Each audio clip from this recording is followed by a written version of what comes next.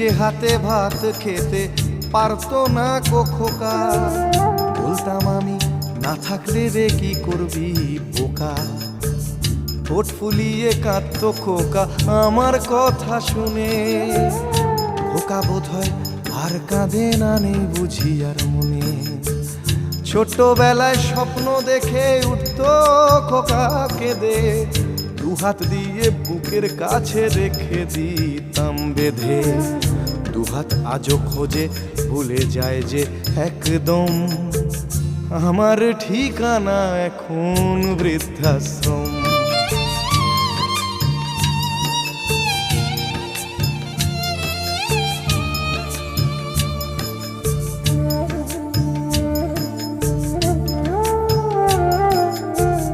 খোকারও হয়েছে ছেলে, 2 বছর হলো।